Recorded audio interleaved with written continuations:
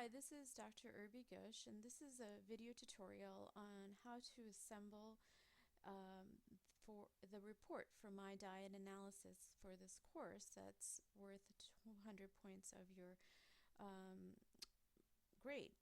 So, assuming in this tutorial that you've already gone and created a profile, you've done the diet tracking and the activity tracking, it's been 7 days, and now you're ready to generate the reports. So one thing to note is that when you generate the reports, there's 14 reports that are generated using the profile data that you've provided. Well, you don't need to include all 14 reports in your write-up. The primary reports that should be included, there are 5 of them, okay? So the first one is the nutritional facts report. The second one is the calorie assessment report, the recommendations report, the comparisons report, and perhaps another one such as my plate or an activity summary report. And the reason is I want to see not only what you're eating and what kind of nutrients you're getting out of the food that you're getting, but also I want to see how much activity you're doing, because that's another part of the equation. So after you've generated your reports, you can print the report or send the report and make it into a PDF file, or just simply cut and paste the report into a Word document. Here's a screenshot of an actual intake versus recommended report.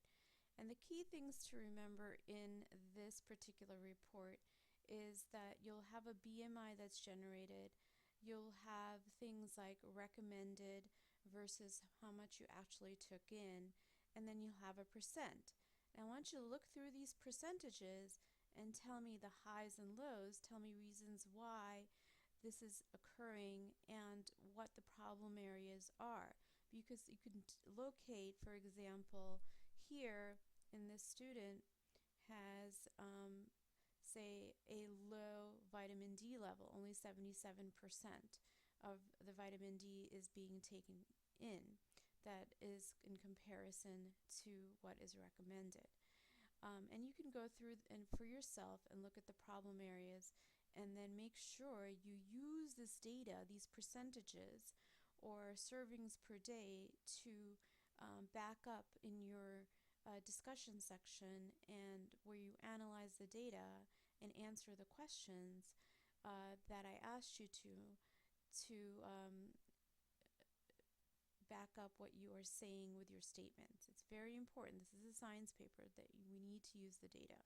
Moving on, what are the sections that I'm going to be looking for in terms of organization? Well, this is a sample paper that was posted from a student in 2009 who did a pretty good job with the paper in terms of organizing the paper correctly. So you have a title page, then followed by an introduction. What's great about this introduction is this person writes me a roadmap sentence over here telling me that what they're going to be talking about. Now, remember, a paragraph is made out of 3 sentences. So this person needed to put another sentence in there to do it correctly. But then they use nice organization words like first of all and additionally and all that to transition between the different discussions of the different components, such as carbohydrates, fats, proteins, etc. So the introduction needs to be spelled out with a heading, and then after the introduction you should have what we call a procedure. What did you do? Give me a description of, in your own words, what you did. Then you can have the data output. Now this person put my food list in there, but you can say please refer to the appendix, and you can cut and paste all your data into the appendix. Or if the files become too big, you can separate it out and say please look at my data alpha file for the 5 reports, and then list the 5 or 6 reports, or however much reports you want to include, 7 reports into this file. You don't necessarily have to do what she did. You can take liberty of saying these are the 5 reports, please see the attached file. Then I want you to answer these questions. And the questions that I want you to answer is, what diet changes would I improve in your nutrition? Now, this is basically an analysis question that's asking, well, looking at all the data that I've found, how can I improve myself? What am I needing to improve? What am I okay with? And make sure that you compare yourself to what the literature says, what is the recommendations. For example, the student did a nice job by saying I only consume 24% of the milk products in the report. And using the grams of grain, for example, make sure you use the numbers to support what you need. Now, I think she could have done more in terms of using the data, but she started the thing off right. Here, the next question you should be answering is, what recommendations do you have for yourself in terms of the physical activity? Please talk in terms of what is actionable. Duration, about 30 minutes, she includes in here. Also, what I liked about it is she included what the reports and the data analysis was saying, and comparing that with what she found to be part of the recommendations in terms of guidelines for exercise. And the last part is provide a general summary. Again, pull up the numbers, but be a little bit more general than you were in the previous two sections. And this section, in my opinion, could have been expanded to talk about more about the vitamin levels and how there was a lack of vitamin levels.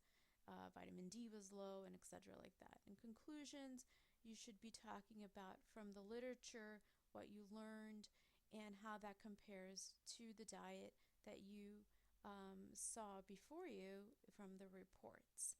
And after that section, you should have at least 5 to 10 references from various sources besides the textbook. The textbook could be one, but I want 5 sources outside of the textbook to that you used to support your statements in the introduction and in your conclusions.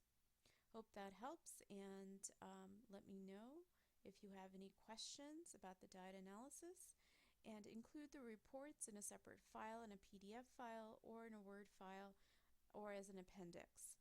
And again, please do not hesitate to email me with any questions. I'm here to help you. Thanks.